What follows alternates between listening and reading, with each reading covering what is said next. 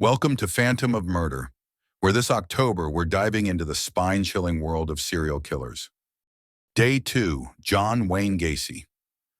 John Wayne Gacy was an American serial killer and sex offender who terrorized the Chicago area in the 1970s. He is often referred to as the Killer Clown because he performed at children's parties dressed as Pogo the Clown, a character he created. However, he did not directly use the clown costume to lure his victims. John Wayne Gacy was born into an upper-middle-class family in Chicago in March 1942.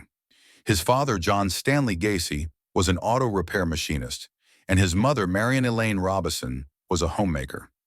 John Stanley, a heavy drinker, frequently demeaned and physically abused his son, John Wayne, often in the basement for his perceived shortcomings, contributing to a hostile home environment.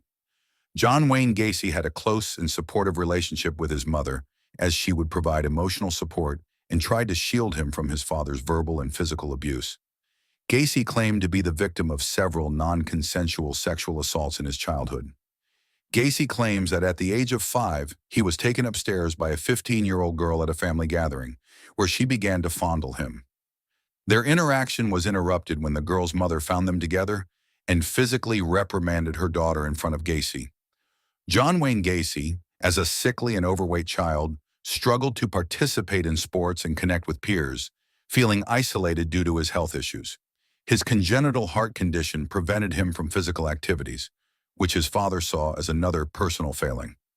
As a teenager, Gacy experienced frequent seizures and blackouts, requiring frequent hospital visits, though his father accused him of faking his illnesses. During this time, Gacy realized he was attracted to men, which caused him further internal conflict and distress. John Wayne Gacy began committing crimes in his mid-20s. His first known criminal act occurred in 1968 when he was 26 years old. He was convicted of sexually assaulting a teenage boy in Iowa, which led to his imprisonment for 18 months. This marked the beginning of his criminal behavior, though his later, more infamous series of murders began in the 1970s when he was in his 30s. John Wayne Gacy killing spree began from 1972 to 1978. During this period, he murdered at least 33 young men and boys, most of whom he lured to his home before sexually assaulting and killing them. He would offer them jobs, money, or favors, often approaching them at bus stations or through his work as a contractor. After luring them to his home, he would restrain, sexually assault, torture, and ultimately kill them, usually by strangulation. The murder of Timothy McCoy, January 1972. The murder of Timothy McCoy marked the beginning of John Wayne Gacy's criminal spree. In January 1972, 15-year-old Timothy McCoy was hitchhiking to visit his family in Chicago when Gacy picked him up. Gacy offered McCoy a place to stay and promised to help him find a job. Once at Gacy's home, the two spent time together, and Gacy later claimed they even went to a nearby diner for breakfast. However, when McCoy returned to Gacy's house, Gacy's demeanor changed. Gacy later stated that he felt threatened by McCoy when he found him in the kitchen, leading him to stab McCoy in a fit of rage. After killing him, Gacy hid McCoy's body in the crawl space beneath his home, where it would remain concealed for years.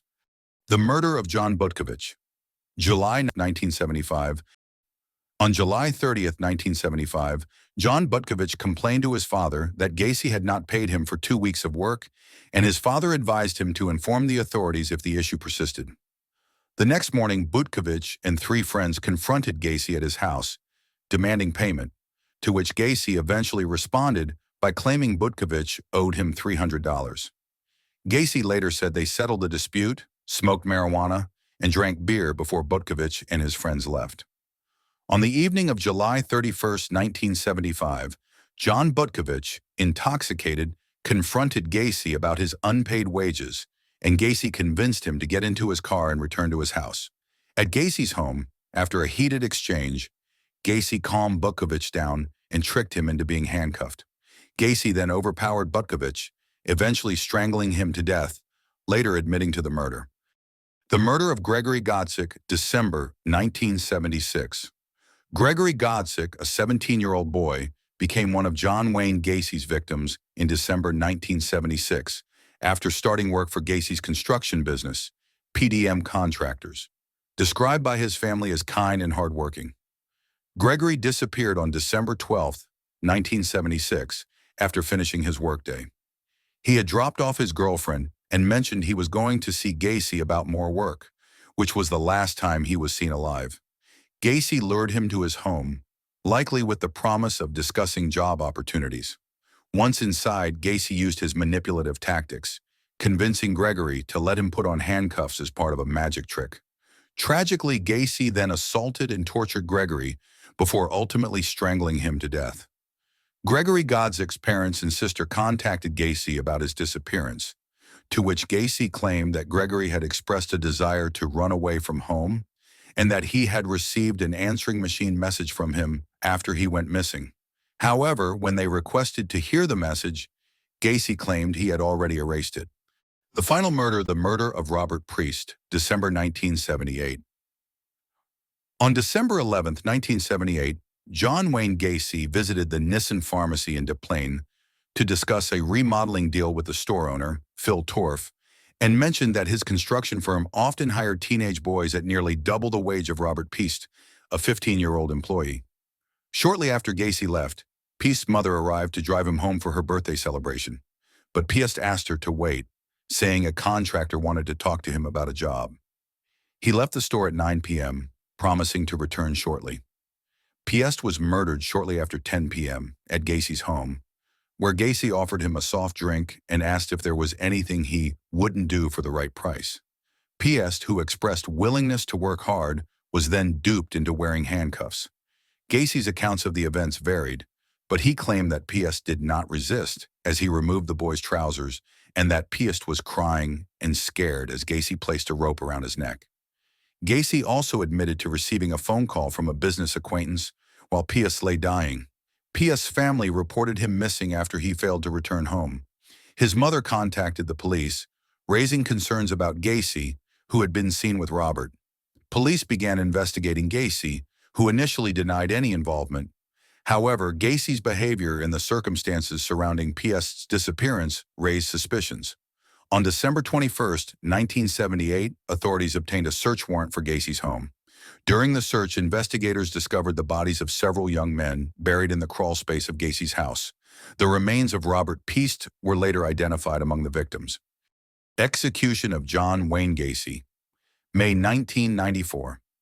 In the years leading up to his execution, Gacy remained on death row, maintaining his innocence and claiming that he was not responsible for his actions due to mental illness. He became a controversial figure, attracting media attention and supporters, some of whom believed he had been wrongly convicted. On the day of his execution, Gacy was calm and reportedly asked for a last meal that included a bucket of KFC fried chicken, a dozen fried shrimp, French fries, and a piece of chocolate cake. He was executed by lethal injection after a lengthy legal battle that included various appeals and delays. Gacy's last words before his execution were reported to be, "Kiss my ass." His execution was significant not only for its finality, but also for the ongoing discussions around the death penalty and the nature of his crimes, which left a lasting impact on the victims' families and the community. Gacy was pronounced dead at 12:58 a.m. Central Standard Time on May 10, 1994. His case remains one of the most horrific in criminal history, symbolizing the dark side of human nature and the tragic consequences of unchecked violence.